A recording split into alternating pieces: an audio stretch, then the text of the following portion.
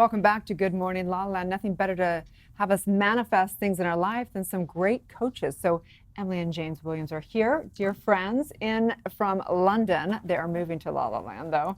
They are seven-figure coaches.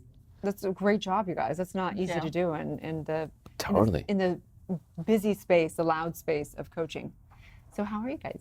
Good. I love it here. You look amazing. I love the color. I'm so excited. Yeah. Thank you. I find your personal journey so inspiring. I mean, it says on her bio, you couldn't get a job at Starbucks. Next thing you know, she packs 4 suitcases, goes to London, and you made your dreams a reality. Mm-hmm. You did what seems like the impossible. How do you do it? Great question. But it's true. I applied for a job at Starbucks 3 times, then finally got it. They let me in.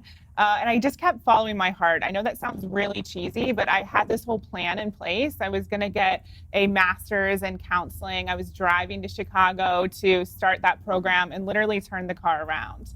And I just felt like I wasn't meant to go in that direction. And it's the same thing, like even us being here today, figuring out where we want to live, we're just following our heart. We did go to Seattle first and realized that wasn't the right place for us and booked a new ticket and came here. But it's just constantly following my intuition and trusting my heart that it's guiding me in the right direction. I love that. So important. So you guys, we met on stage at Boss Babe in New York. I was emceeing and you were on the panel. Yep. And then you're in, you guys been in Brenda Burchard's, Nick Pigeon. We have like this very full circle here. So tell me, you guys work together, you play together, you do everything. Tell us a little bit about what you do. You do mindset and you do business developments. Tell us a little bit about each of your you have a little bit different roles, right? Yeah, I mean, I actually started in television. I wasn't a coach, right? And personal development was something I practiced to a level, but it wasn't something I mastered. And it was actually meeting this inspiring lady that got me to think outside of that box. And so I actually started following Brendan Burchard, and he really spoke my language. High performance, personal mastery, not just spirituality, not just mindset, but physiology as well, the whole bag. And I think what seamlessly happened was Emily and I, really complemented each other's skills. Like Emily knows how to think like a successful person. I think ultimately. She knows how to really lean into her vision and make it happen, kind of unapologetically, really driven. Looks like we have some B-roll.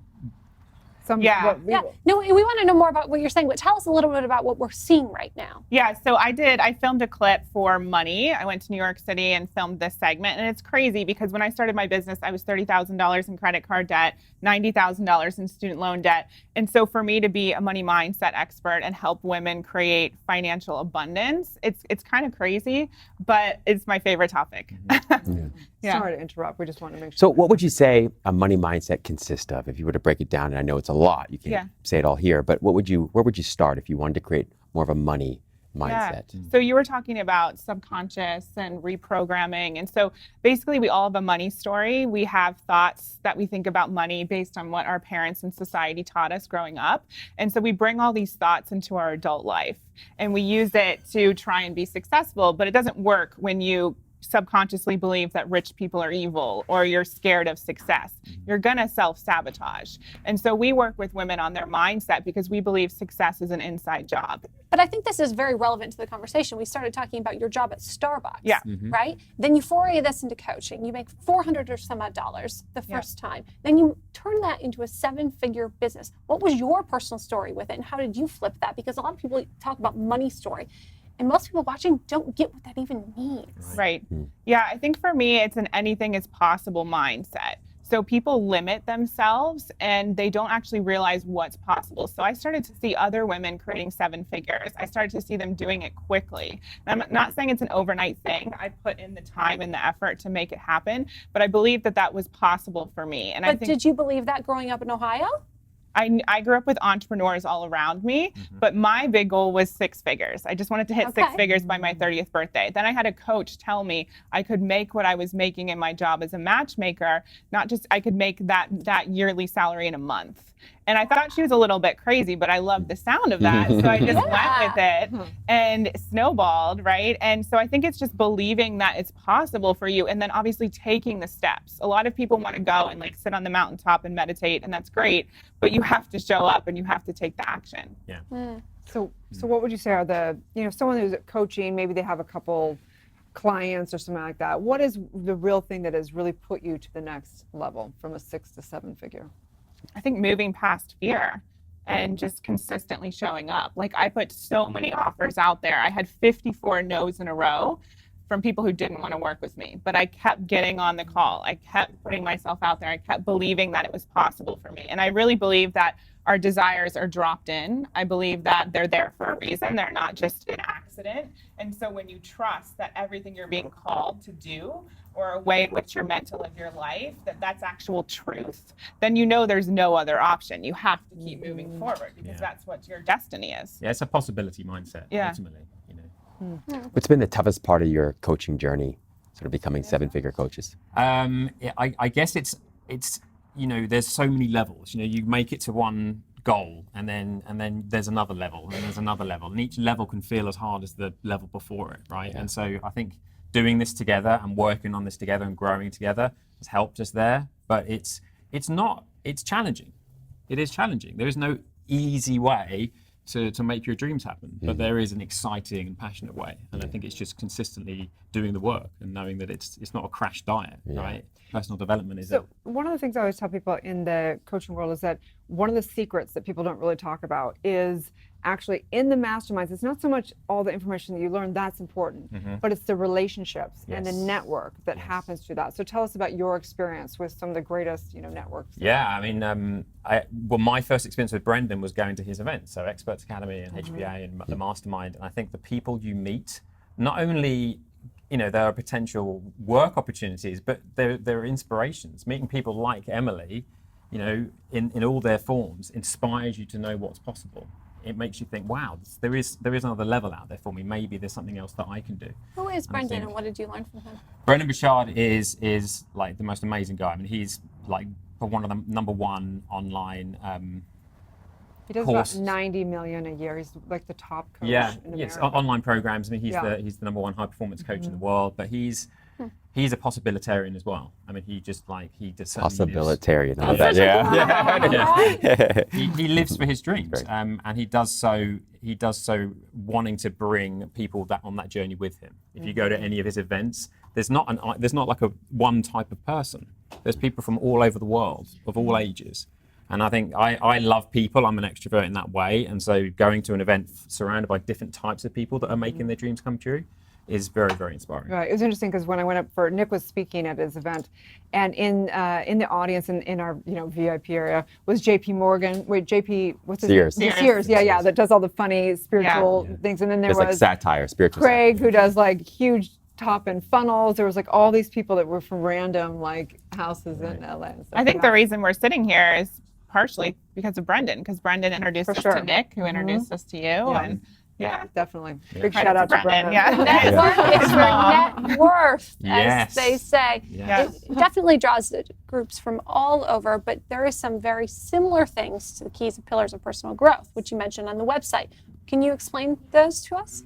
So for high performance, I mean, the key areas of high performance we believe are clarity, energy, courage, productivity, and influence. And there have been a lot of studies. I mean, Brendan spent 4 years, with one of the most in-depth studies looking at what makes the highest performers in the world perform. And not only succeed, but succeed and be happy and have great relationships, right? And I think that's the real key. And what's been seen is when you really master those kind of key pillars, you have the ability to do that and live a life with momentum and sustained momentum, not that kind of peak and then drop and then peak and then drop, to be able to actually build up an element of momentum so that you can consistently climb. And it just means constantly doing the work and being excited by it and, building relationships and working on yourself ultimately first. How do you keep up the energy? I mean, I know that also working as a couple, I would imagine there's great things and probably really challenging things about that. We were just saying the other day, I don't know if we should really be working together. It's a learning curve all the time. Yeah, for sure. I think it's just knowing, we worked with a relationship coach actually for about a year who specializes in entrepreneurs. And she taught us about putting on your husband and wife hat and then putting on the entrepreneur business owner hat. And it's always been a bit of a weird dynamic for us because I started the company and then he kind of came in. And, we've been trying to navigate that, but ultimately we wouldn't have it any other way, because it's amazing to be able to travel together. We talk about our clients. We love the same subjects. So yeah. We'll talk about that possibilitarian mindset again. Just because there is a perceived relationship dynamic that we grew up with doesn't mean that's what we have to have, right? We realized, we can create any relationship we like. We can live and work together and be successful as a team and be successful as a husband and wife. I love that's the constant journey. To make that speaking of Brent, he's now launching something with his wife, which she was completely behind the scenes. So I'm sure it takes a toll on your relationship because this takes everything. To do a 7-figure coaching is like you eat, breathe, and sleep it. So I would imagine now they're like, okay, we better do this somewhat together, because it can take a toll on you either way, right? Well, I think what you were talking about earlier, people, there's certain things that get people to trust you. And I think people seeing a behind the scenes and seeing him connect with his wife and what that looks like, and him letting people in more, that makes a huge difference. I know for us, when we share our story or when we're vulnerable and we share like the reality of what it takes to do this, people respect that and they appreciate it, because they know that it's not an overnight thing, even though it might appear to be, and they want to know the truth about what's going on. I love that. And wouldn't you say that, this is one of the things that I think is interesting. It's both challenging, I guess, and an opportunity for everybody who's trying to build a business, particularly when you're trying to do it through social media, is that, there's almost, like Aaron mentioned earlier in the show, like this list of 10 things you should do if you're online. You should be vulnerable. You should try to be positive. And yet, you can feel the authenticity come through the screen. So when someone's trying to be vulnerable just to get you to respond, you can feel it, right? Totally. And so what would you say, in your experience, has been most helpful in terms of building those relationships online for you personally? Anything specific?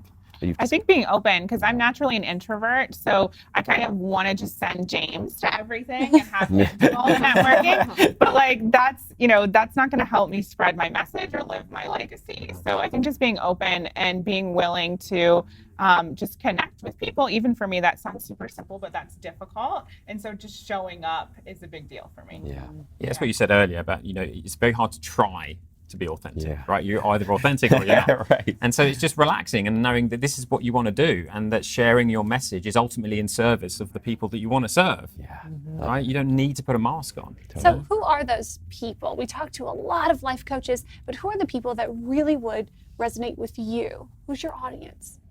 So I love working with women who know they're meant for something big. They probably have felt this call or this whisper to go in a certain direction. Maybe they're lacking clarity right now, but they know that there's something big in their future. I love supporting them and making it happen and reaching their big goals. And right now, that's female entrepreneurs. I can see it growing and expanding as our platform grows.